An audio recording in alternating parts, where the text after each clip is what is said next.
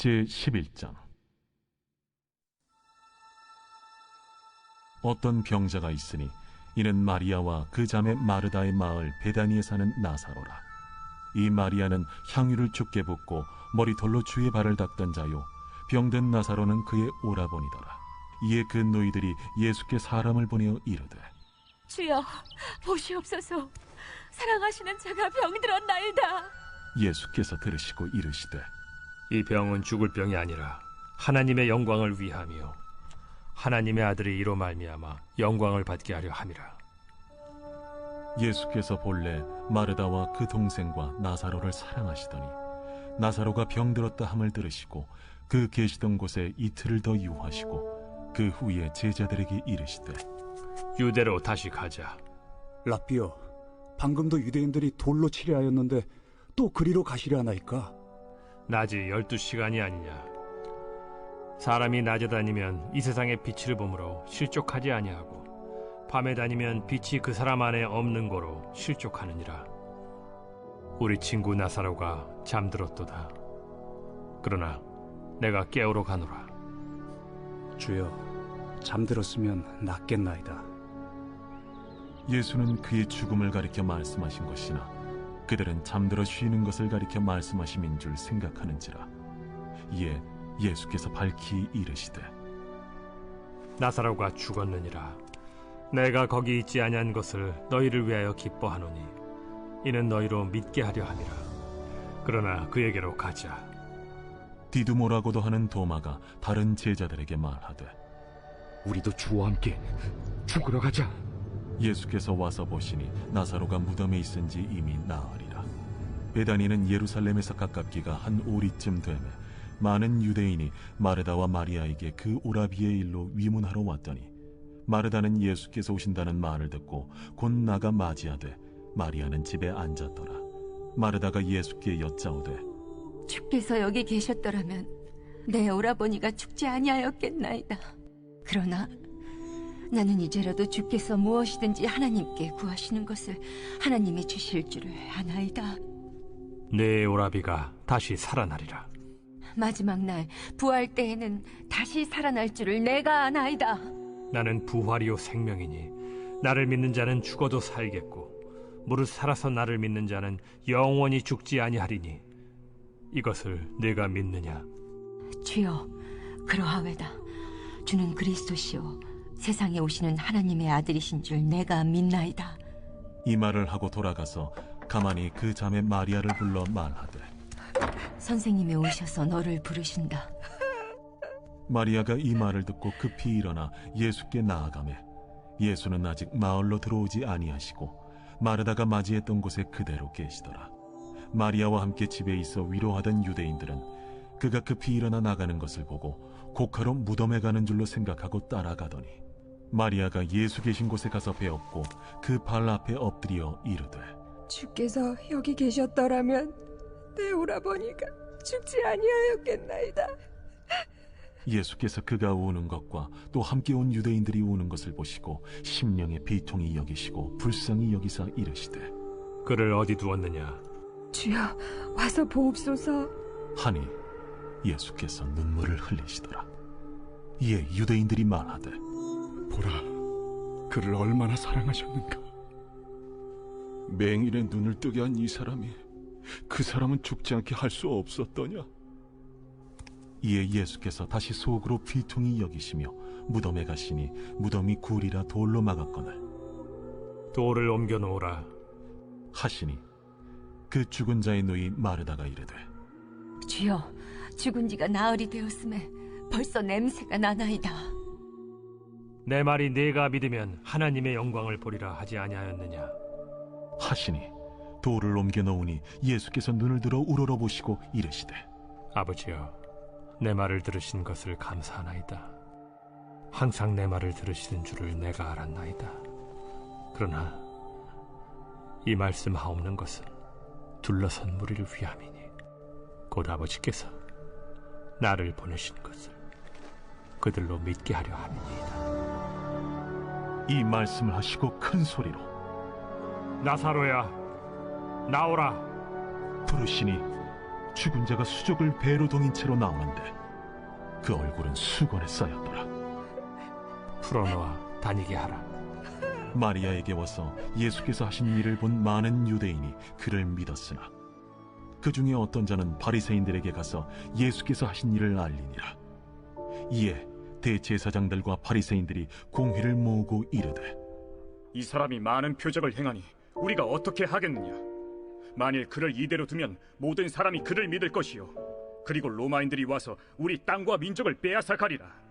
그 중에 한 사람 그 해 대제사장인 가야바가 그들에게 말하되, 너희가 아무것도 알지 못하는도다. 한 사람이 백성을 위하여 죽어서 온 민족이 망하지 않게 되는 것이 너희에게 유익한 줄을 생각하지 아니하는도다.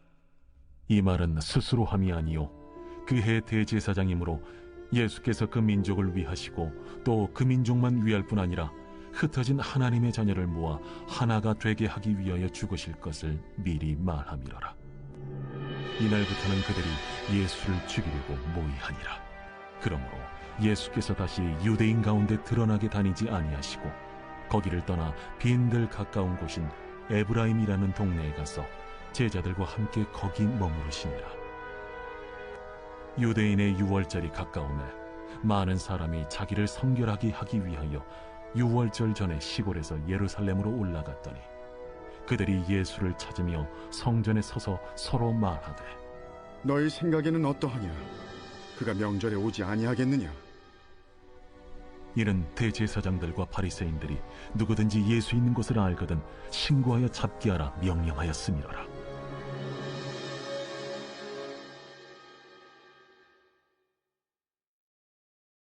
사랑은 아무나 하나 그 누가 쉽다고 했나. 이 가사를 보면 어느 정도 공감할 수 있습니다. 사랑은 정말 쉽지 않은 것 같습니다. 사랑을 좋게 표현하는 노래도 많지만 많은 곡들을 보시면 사랑을 안 좋게 표현하고 또 사랑이 무엇인지를 잘 모른다고 표현합니다. 한 곡의 제목은 사랑 그 쓸쓸함에 대하여, 또 다른 제목은 사랑 그 몹쓸 병, 또 다른 제목은 사랑을 믿지 말자, 또 어떤 제목은 What is love? 사랑이 무엇입니까? 라고 묻는 것이죠. 노래 제목들만 봐서도 세상은 사랑이 무엇인지를 정확히 모르는 것 같습니다. 더 안타까운 것은 많은 그리스도인들이 살아가면서 똑같이 사랑을 오해하고 산다는 것입니다. 오늘 말씀을 보시면 사랑의 의미를 혼돈하기 쉬울 수 있습니다. 나사로가 병들어서 곧 죽을 때였습니다. 마리아와 마르다는 나사로의 누이들이었습니다. 예수님은 이 가정과 특별한 관계였습니다. 마리아는 gat비싼 향유를 예수님 발에 부어 머리털로 예수님 발을 닦았던 여인이었습니다. 이 향유는 약 300일이라고 벌 수 있는 값이기에 예수님에게 큰 선물을 바친 것입니다. 나사로가 병들자 그 두 자매가 예수님께 이렇게 말했습니다. 주여 보시옵소서, 사랑하시는 자가 병들었나이다. 또 5절을 보시면 예수님께서 본래 마르다와 그 동생과 나사로를 사랑하시더니 라고 쓰여 있습니다. 이 표현들을 보시면 이 3남매와 예수님은 진심으로 깊이 사랑하는 사이였다고 볼 수 있습니다. 사랑하는 성도 여러분, 예수님이 그들을 사랑하시면 이 상황에서 어떻게 하실 것 같습니까? 바로 가서 병 고치시겠죠. 바로 치료하시겠죠. 하지만 6절을 보시면 예수님께서 나사로가 병들었다 함을 들으시고도 그 계신던 곳에 이틀을 더 유하셨습니다. 우리도 신앙생활하면서 예수님과 가깝게 느낄 때가 있습니다. 나름 열심히 기도하고 또 마리아의 헌신까지 아니어도 나름 열심히 헌신한다고 생각합니다. 하나님이 나를 사랑하시고 나도 하나님을 사랑한다고 생각합니다. 그래서 기도를 더 잘 들어주실 것을 믿습니다. 그런데 우리 기도 제목이 우리 생각대로 이루어지지 않으면 하나님의 사랑을 의심할 때가 있습니다. 왜 안 들어주시지? 나는 최선을 다했는데. 예수님은 결국에 나사로가 죽고 난 뒤에 4일 만에 찾아와 주셨습니다.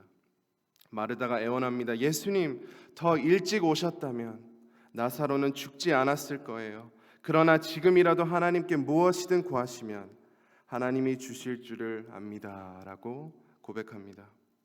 슬픔에 잠겨 있지만 대단한 믿음을 보여줍니다. 마리아도 예수님이 더 일찍 오셨다면 나사로가 죽지 않았을 거라고 말했습니다. 예수님은 마리아의 눈물을 보시고 나사로의 죽음으로 슬피 우는 많은 사람들을 보시고 심령의 비통이 여기시고 그들을 불쌍히 여기셨습니다.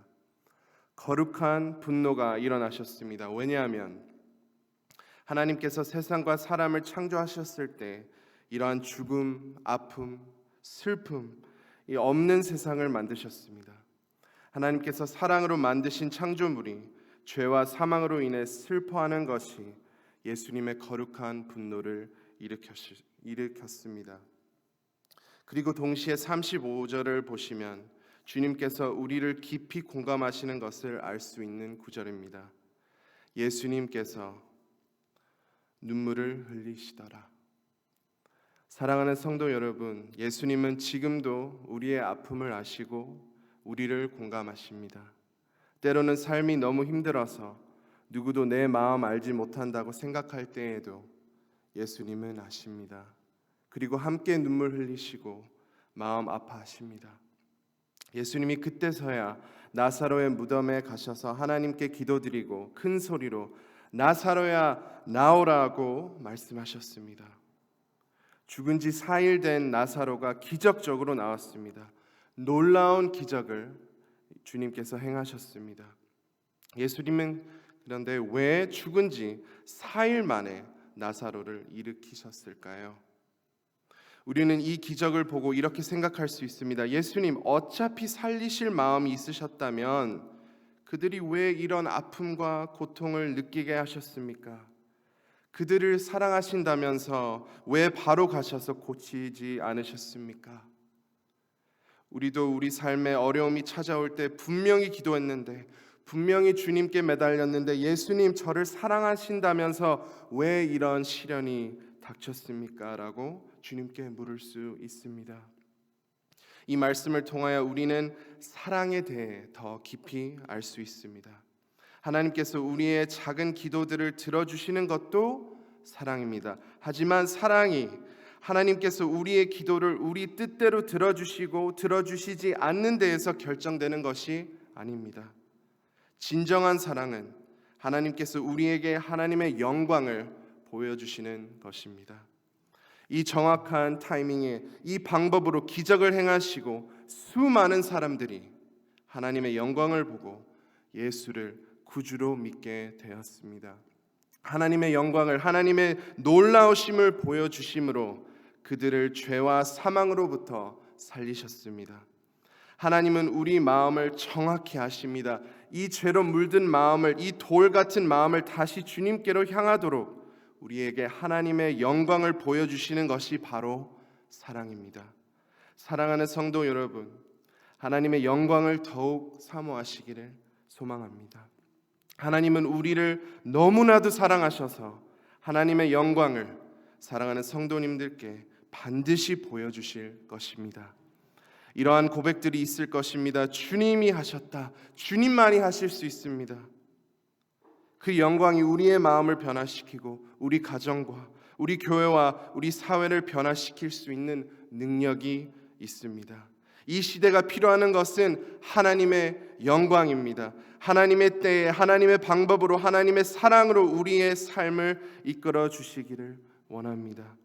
때로는 그 행하심을 기다릴 때 아픔과 어려움이 찾아올 수 있습니다. 그때 우리를 공감하시고 위로하시는 주님을 바라보시기를 소망합니다. 필요한 모든 인내를 주실 것이고 하나님의 영광이 우리에게 비출 때 우리의 마음이 새롭게 되고 우리 삶을 통하여 많은 영혼들이 죄와 사망으로부터 해방될 것입니다. 함께 기도하겠습니다. 우리가 오늘 나눈 말씀에 대해 생각하면서 또 하나님의 영광을 우리 삶 가운데, 우리 가정, 우리 사회, 우리 교회 가운데 이제 하나님의 영광이 임하도록 우리 함께 기도하시고 또 교회를 위해 기도하겠습니다. 가정을 위해서 그리고 이 나라를 위해서 다 같이 기도하겠습니다. 주여 한번 외치고 함께 기도하시겠습니다. 주여